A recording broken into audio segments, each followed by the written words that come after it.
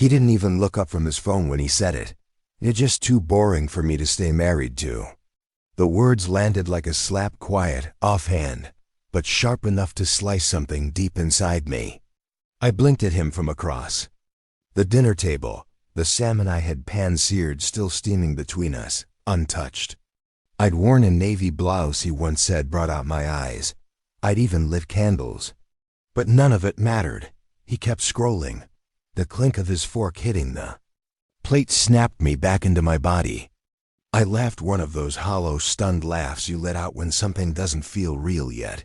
What did you just say? He shrugged, finally meeting my eyes with that detached stare he'd perfected over the last few months. Come on, Emma, you know this isn't working. You go to work, come home, talk about your students and your book club. I need excitement, a spark. I felt the burn start behind my eyes but blinked it back. Not now.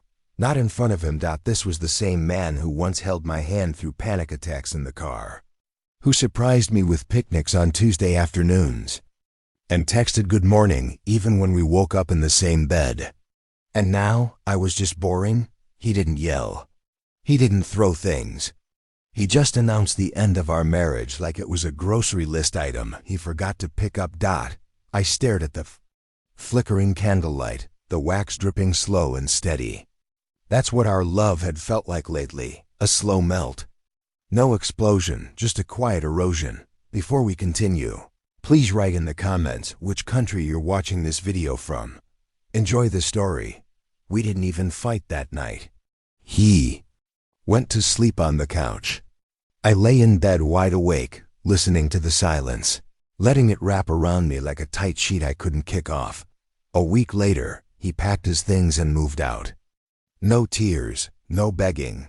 Just gone. I told friends we'd grown apart. I told my parents it was mutual. But none of that was true. The truth was, I'd been discarded. Like a sweater someone outgrew. For weeks I floated.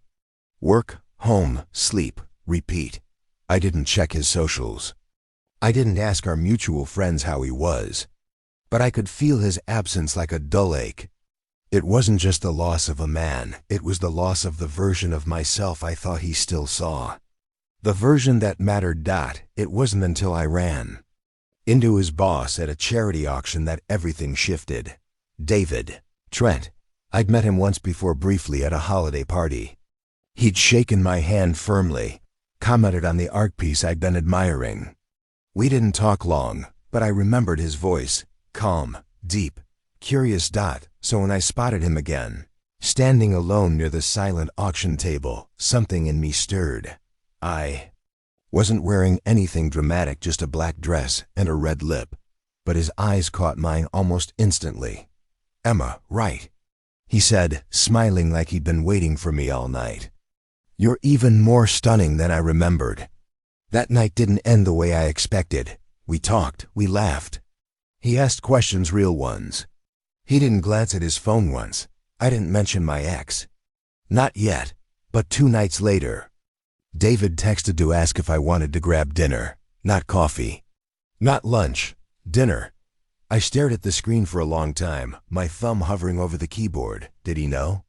Was this a date or a test? Or worse, was it revenge? I didn't have the answers, but I said yes anyway. David picked me up in a sleek black sedan, the kind that whispered money without shouting it. His cologne was subtle cedarwood. Maybe, and he opened the passenger door for me like it was second nature. We didn't go to some flashy rooftop spot or downtown steakhouse. Instead, he took me to this hidden little Italian place, tucked between a dry cleaner and a bookstore.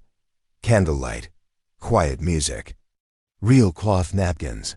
I like places where you can actually hear each other talk, he said, pulling out my chair. I smiled. A rare concept these days. Dinner was easy, strangely easy. We talked about everything but my ex, my childhood in Oregon, his love for jazz, the time he almost adopted a stray cat in Budapest. He was charming, sure, but also disarming. Like he knew I needed space to breathe, not perform. And for the first time in months, I let myself relax. I let myself laugh, but somewhere between the dessert and goodbye, he said something that left a crack in the night. So I take it you and Jason didn't part on the best terms. Jason, my ex-husband, that I kept my expression even. What gave it away? David's smile didn't falter. He's been erratic lately. At work. Snapping at interns, missing deadlines, not like him. I figured something personal might have shaken loose. My stomach twisted. I hadn't asked about Jason. I hadn't wanted to know. But now the thought of him unraveling sent an odd chill through me, like I had left a house on fire, and the smoke was still finding me. Back at my place, I thanked David for dinner. He kissed the back of my hand. Old school, charming, confusing. Then he paused. Emma, just so you know, I didn't ask you out because of him. I looked up. I asked you out because I remembered how you looked at that painting, like you were seeing something no one else did. That stayed with me. And then he left.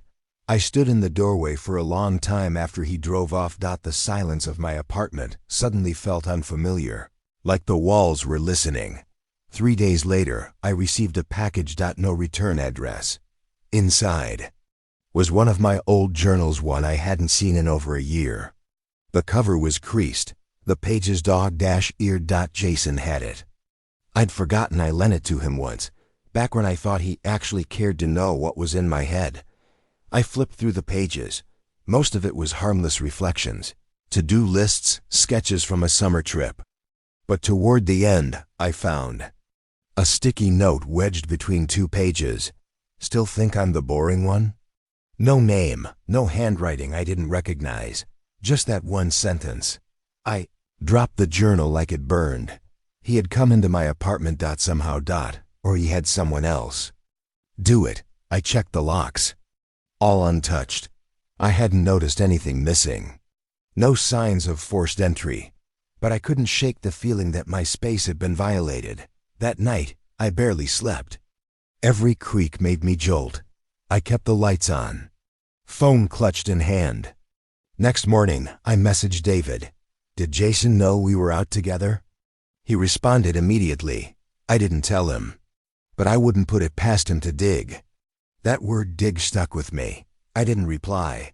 Instead, I opened the closet, found an old box tucked behind my boots, and pulled out the pepper spray I'd once carried in college. Then I installed a new deadbolt. Jason had never been violent. He wasn't that kind of man. But there was something about being called boring and then being watched that made my skin crawl in a way I couldn't ignore. I thought I had escaped quietly. I thought walking away meant the story was over. But now, I wasn't so sure, because when I got into my car the next day, there was a small smear of something across the windshield. Lipstick. My shade. And I hadn't worn it since the night with David.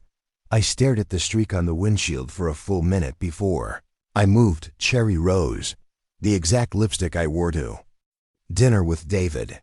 I hadn't used it since. My hands trembled as I unlocked the door and slid into the driver's seat. I looked around instinctively. Rearview mirror, side mirrors, over my shoulder. Nothing. The parking lot was still. Early morning sun casting long shadows. A jogger passed by on the sidewalk, oblivious.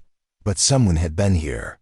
Someone had been close enough to leave a message, and I knew exactly who it was. Jason. He never yelled, never hit, but he watched.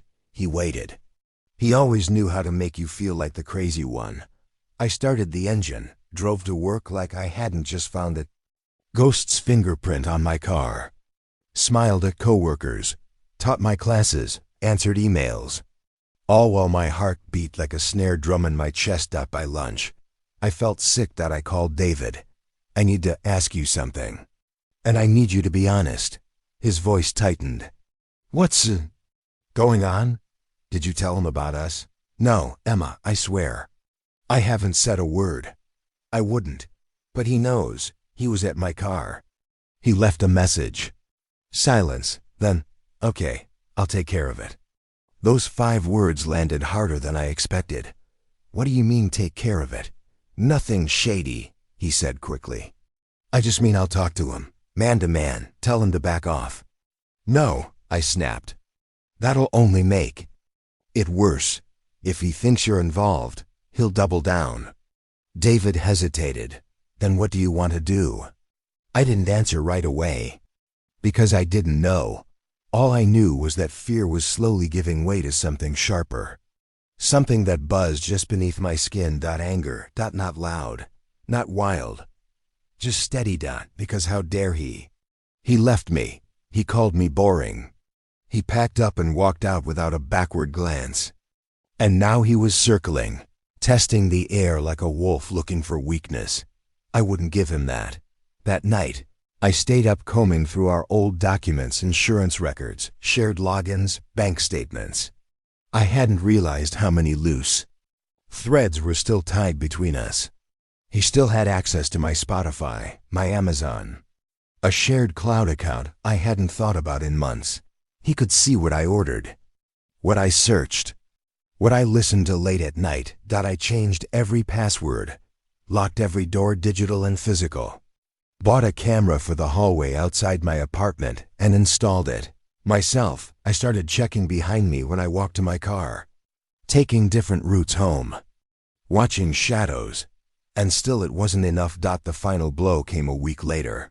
I got a call from HR. Someone had sent them a file, a complaint, anonymous, accusing me of misconduct with a student. It was vague, easily dismissed, thankfully. But it was the intention that made my blood run cold. Jason knew where I worked. He knew how much I loved my job. He wasn't just trying to scare me now. He was trying to undo me. I sat in the break room shaking, my coffee untouched, my palms sweating. This was no longer about heartbreak. This was about control. I wasn't safe. Not really, and no one was going to save me. Not David, not the school, not the law. So I made a decision. I wasn't going to wait for the next smear of lipstick, the next email, the next shadow at my window. If Jason wanted to see what boring looked like when it got pushed too far, he was about to find out. I started small. First, I took a day off work, called in sick, even though I wasn't. Or maybe I was. Not the kind you can take medicine for, but the kind that festers beneath your ribs until it either breaks you or turns into something sharp. Spent the entire day tracking him. Jason. He still used the same gym. Still parked in the same spot. Still ordered that overpriced smoothie afterward like his routine was sacred. That was his flaw. He was predictable. A man who thought the world would never tilt beneath his feet.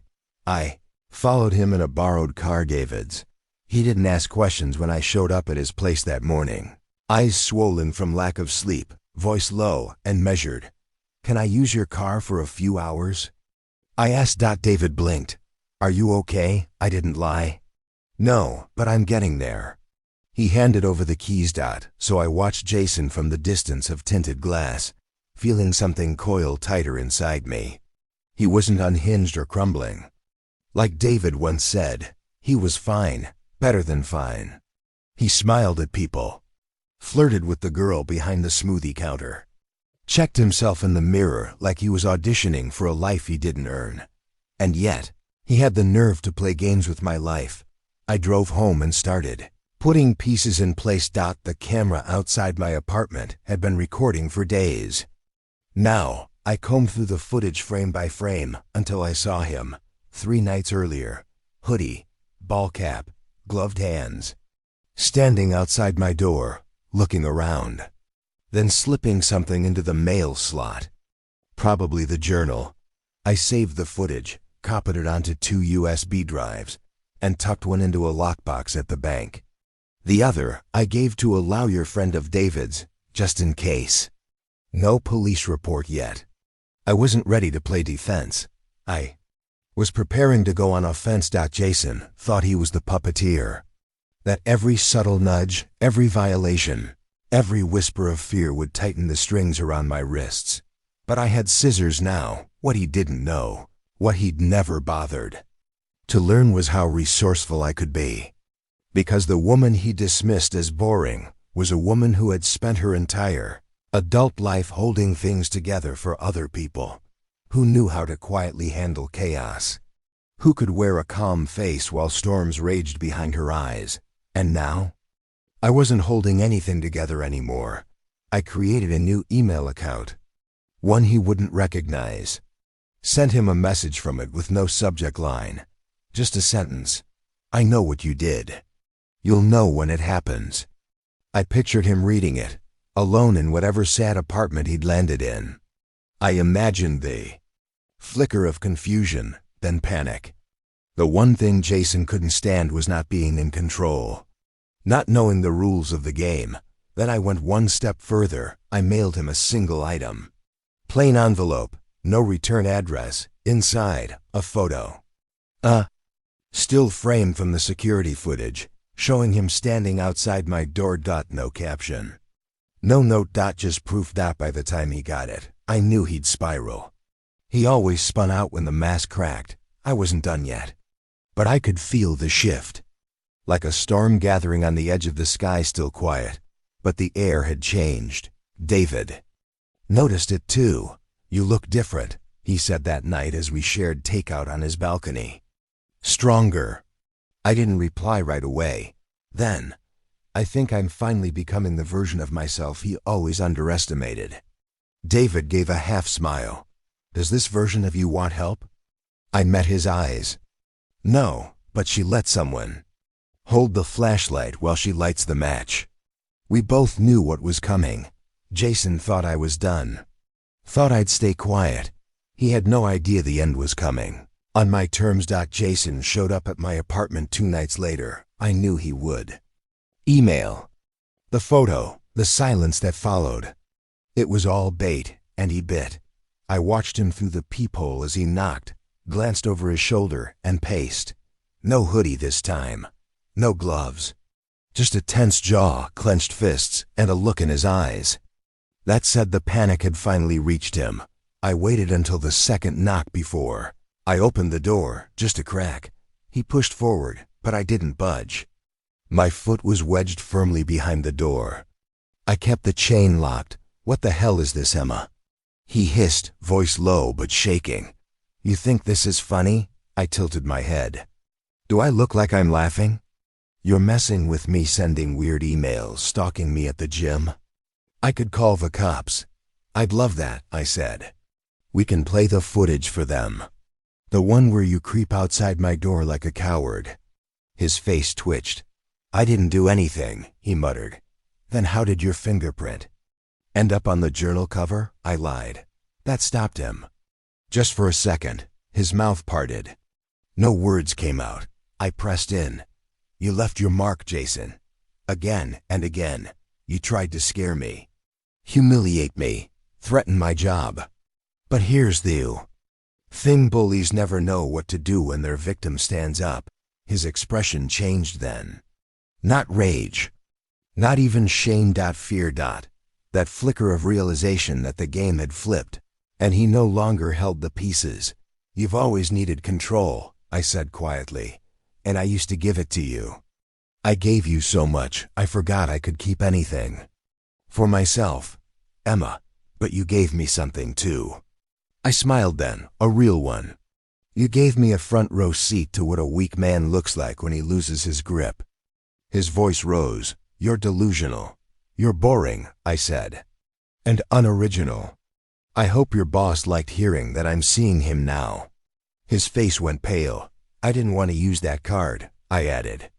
But I will if you ever come near me again. And you know David, he doesn't play games. I let that hang there. Jason blinked rapidly. His lips parted as if he wanted to argue, but he didn't. He just stood there, breathing hard, hands balled into fists that didn't scare me anymore. I shut the door. Slowly, quietly. And then I locked it top and bottom. I heard his footsteps retreat. Not a word. Just the sound of someone realizing the war was already over. He never came back. I don't know exactly what broke inside him that night, but something did. A week later, I heard he requested a transfer out of state. Voluntary, apparently. No warning, just vanished. Funny how silence can echo louder than screams. David asked me if I wanted to celebrate. I said no. But the next evening, he came over anyway with a bottle of wine, 2 glasses and a quiet smile. We didn't talk about Jason. We didn't need to. I sat on the balcony, the night air cool on my skin, listening to the wind rustle through the trees like applause. I wasn't the same woman who cried herself to sleep next to a man who stopped loving her. I wasn't the same woman who let herself be erased by someone else's boredom. I was something new. Something earned.